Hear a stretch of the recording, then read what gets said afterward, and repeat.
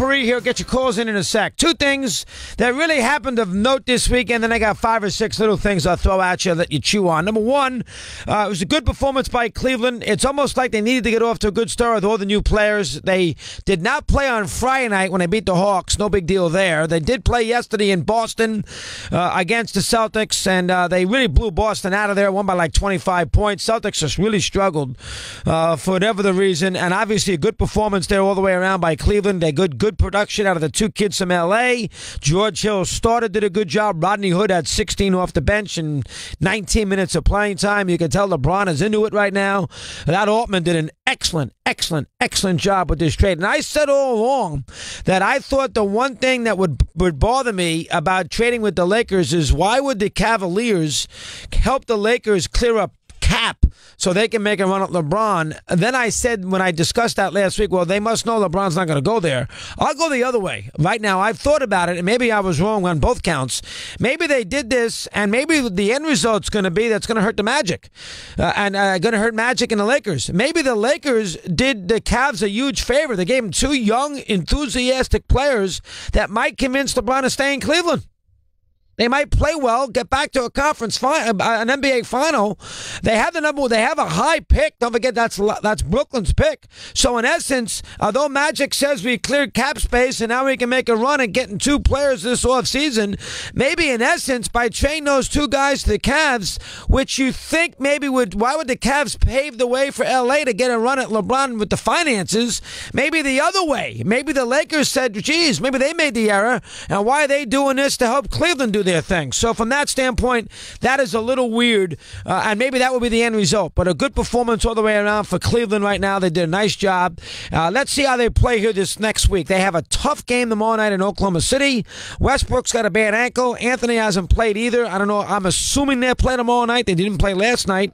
Let's see Cleveland win in Oklahoma City. Remember, Oklahoma City went to Cleveland about 3 weeks ago and scored 150 points, 148 to be exact. Let me see if Cleveland remembers that and goes into OKC with a little payback in mind with all these players in the mix right now. But LeBron's into it. They got a lot of production. The Clarkson kid did a nice job off the bench. Hood had 16 points in 19 minutes, thereabouts. So that's an excellent job from their standpoint. Good job for Cleveland. Good start. Good game last night. I didn't see it, but, read all about it, and the Cavs do their thing. The other thing I wanted to mention about the Celtics, and I'd get on all these other franchises, so let's get on Boston for a second. They retired Paul Pierce's number yesterday, and I can't argue with that. Now, I disagree with everybody, and I know Heinsohn says I'm wrong, and he knows more than anybody, but I don't think he's the best offensive player in the history of the Celtics. Myself, I know a lot of people think he is. He's not better than Bird offensively. Now that's just me. I saw Pierce, and I know is he better than Heinsohn offensively or John? I don't even think he's better than Havlicek. But the Celtics like to think that Pierce deserved having his number retired. Nobody's going to argue. But we went to go look, and I'll give Ray credit for this. Martell, he gave me a list of Boston retired numbers today, and their number retires are a joke. We kill all these other franchises.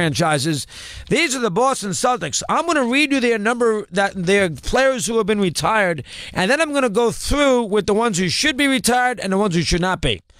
Robert Parrish, Walter Brown owned the Celtics. You can't say anything about that.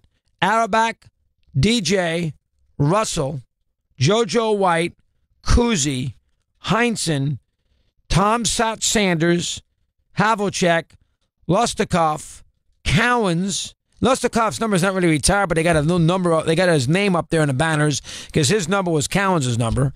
Don Nelson, Sharman, Ed McCauley, Frank Ramsey, went to Kentucky, played in the early 50s and the mid 60s. Sam Jones, Casey Jones, Maxwell, McHale, Bird, Reggie Lewis. We all know that story. And Johnny Most microphone. Now, if you are doing this properly, you eliminate 8 people off this list without even blinking an eye. And Ray and I looked it up an hour and a half ago to make sure I had the numbers right and I was on top of some of these older players. All right. I love Casey Jones. His number should not be retired from the Boston Celtics. Okay. Now, you want to tell me part of it's as a coach because he won the 84 and 86 championships? I guess. But if from a playing perspective, he should not be retired. Now, again, he did win 2 championships as a coach. Fitch won the other one. You could make that argument if that's the idea. Cedric Maxwell should not have his number retired. All right, I'm sorry. I like Cedric Maxwell, part of 2 teams. He was their 4th forward. He should not have their number retired, so eliminate him. Frank Ramsey. Frank was a nice player. He averaged about 13, 14 a ball game. He made the Hall of Fame. Part of that's Kentucky. Played from 53 to 64. Frank Ramsey should not, under any circumstance, he's averaged 13 points a game, 5 assists. That's not number retirement. Ed McCauley is ridiculous. He was traded for the Hawks to get Russell. Maybe that's why his number's retired. Is helping get Russell in. He should not have his number retired.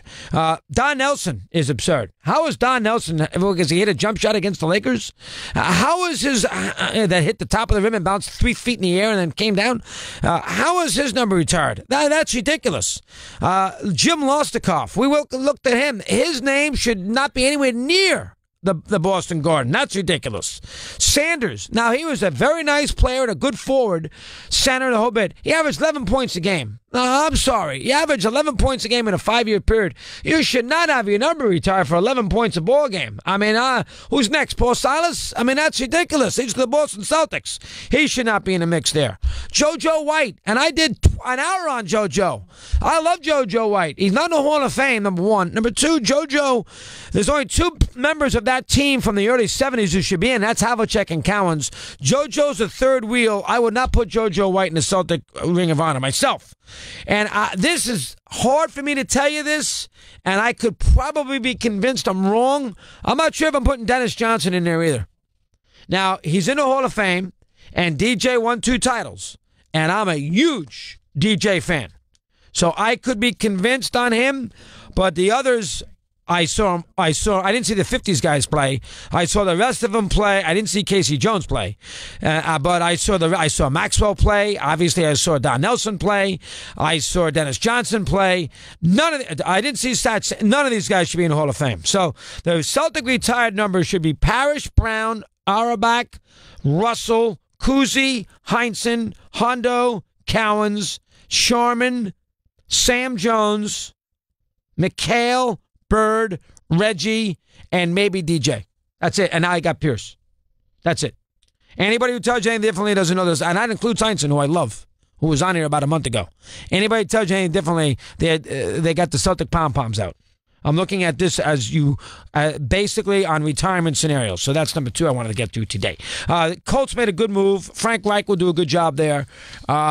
He will do I was a good hire. That's good news for Indianapolis. He deserved an opportunity. He's 56 years of age. He was a good quarterback, good backup quarterback. Did a good job at Philly. Good hire by Ballard. I like that. No issues with that whatsoever. So we say good for that. That is number 3 that I want to get on the board here today. Darvish, Cubs.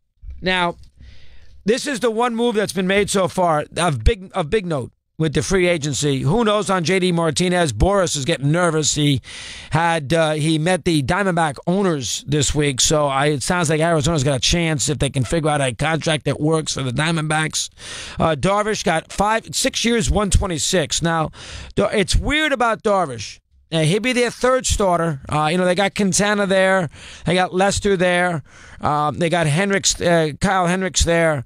They have Chatwood they signed. Theoretically be their 2nd starter, 2nd or 3rd starter. Now, Darvish is a guy, he's getting $21 million a year. He's 31 years of age. Cubs have more money to burn than anybody, so keep that in mind. I think the Cubs got tired of waiting for Arrieta. Remember, Arrieta is represented by Boris, so Boris is going to, it's tricky, so I'm sure that had something to do with this, the delay, and that's why they said, you know what, enough of waiting for Arrieta, let's get Darvish. Now, the problem that you have with Darvish, you don't get Darvish for the regular season if you're the Cubs. You get Darvish for the postseason. And Darvish in the postseason, as we all know, is very spotty. Forget the fact that he's got 50 lifetime wins with a 3.5 ERA. All right? Think about it for a minute. That's a lot of money for a guy who's got 50 wins. The issue that you have with Darvish, look it up. In his starts against playoff teams, his ERA is over 5 career. You know what Arrieta's was? 2.75. Over 5. So the Cubs bring a guy in who basically his main job is to pitch great in 3 or 4 games in October. They don't need him to get to October. They have enough pitching to get to October. Now they can win it if he pitched well. But I'll tell you, I mean, for a guy who has not pitched well in big games, and historically, and doesn't pitch well against good teams, that team, they got to win 11 games in October. That's what the Cubs are about. Cubs are now about, they're in that level with the Yankees, the Dodgers, even Houston. Their job right now is to win those 11 games. You want to give the ball to Darvish in a big game? I'd be nervous about that. And that's what they're paying $126 million for. So, I understand why they did it. They got money to burn, but they need him to respond in October, and he never has. Arrieta has. So keep that in mind. All right, that's the other thing I want to mention. 3 other things. Serena played this weekend, doubles. I didn't follow it. I didn't see it. She lost. I guess didn't play great. Asheville, North Carolina, the Fed Cup. Gave a lot of notoriety to the Fed Cup, which normally just goes, nobody pays. Nobody knows what it is. It's the Women's Davis Cup is what it is. And Serena didn't play great, lost Indian Wells. But does anybody have any doubt that Serena is going to come back to norm and dominate women's tennis? The problem with women's tennis right now is the drop off between Serena when she's into it and everybody else is miles. There is, you can't compare it. It is absolute miles. The difference between her and, say, Wozniacki or anybody else is tenfold. One other thing. I know Serena had a very hard pregnancy and great for her, and she's had a tough life physically and everything else. I can't listen to Serena tell me about how hard it is to travel with a baby. All right? Baby went to she's got 50 nannies. I mean Serena's making $50 million a year. I'm sure she's got tremendous help. This is not you and me, well, not me. This is not you. This is not you getting on a JetBlue to Orlando with 3 6-year-olds, or a 6-year-old, an 8-year-old, and a 4-year-old for Disney World in the middle of February and having that kind of vacation. This is so. Let's stop with the, oh my God, how hard it is to travel with a 4-month-old. I'm sure there was a million nannies who went along with her. So can I stop at that, please? And listen, I know I traveled many a time in very tricky circumstances. It's hard. So that I wanted to make that across. So one other thing, Federer plays, and I brought this up the other day. I bring it up again. He's in the ABN AMRO World Tennis Tournament. It's in Rotterdam. Federer, it's a very hard field, believe it or not. Federer, I can't remember the last time Federer has played this. I cannot remember. I mean, I'm sure he has in the last 7 or 8 years. Not with my memory. Now, I bring this up. Dimitrov is the 2 seed. Goffin is the 4 seed, and the 3 seed is Zverev from Germany. Federer is got a wild card. Okay, he got a wild card. You know what that means? That means he entered late. He wins the Australian Open. He says to himself, holy crap, I'm 36 years. He didn't say that, but he says, I'm 36 years of age. And believe it or not, if Federer gets to the semifinals of this event, and it's 500 points this ATP event, he's number 1 in the world. And he would become the oldest number 1 men's world ranked tennis player of all time. Now, he has done everything in the world. Now he might do that. And he plays his first match. I don't know what day it is. It's probably sometime in the next couple days. He's got to get to the semifinals, which means essentially he's got to win 3 matches. And I would be surprised if Robin Haas is the guy who prevents that from happening. I wanted to get that across. And I saw one last thing. I did see Darkest Hour this week. I finally wanted to see that. Here are the 2 things I'm going to tell you. First off, it's much better than Dunkirk, which is one of the most overrated movies in the history of mankind. Cinematography-wise, it's great, but the movie bores the hell out of you. I hate to say it. It bores the hell out of you. You can't follow anybody and nobody you root for. In this particular movie, you have Churchill. The one negative is you cannot understand a word he says. It is very... He's not like my mother with the English language, and she's English. It is very, very difficult to understand what he's saying on a day in, day out basis because he's such a grumpy, he's got a lot to say. Very, very difficult. That's the first thing that I wanted to say. It's a good movie, but you're going to be straining to hear what he has to say. The other thing that I learned, and I don't know if it's true or not, but I'll throw it out there just for the hell of it because I found it interesting. England, they were literally maybe an hour or two, which I did not know, and I love the history, you know that. Maybe an hour or two away of negotiating a deal through Mussolini with Hitler after he took over France in 1940. I did not know that. Now, they explain how he doesn't do it. He goes on an underground and he meets all the English people. They say, we want to fight, don't settle, blah, blah, blah. Whether that is true, I don't know that. But they were literally half a day at the most away. And the movie is all about that day. Because they were worried they're going to lose 300,000 men. He had just taken over Paris in 40 days. And they thought that was it. And Churchill's great line is, you do not negotiate with a tiger when your head is in his mouth. But he was an hour or two away. Here's what you get out of it. And he'll win the Oscar, sure. Here's what you get out of it. You know who won World War II? Winston Churchill. FDR was floating around, couldn't get out of the isolationist scenario with the United States. France fell apart. They showed no gumption whatsoever and collapsed. Nobody else, forget Japan, nobody else. Churchill, his strength and his character bought time is the best way to explain it. Bought time.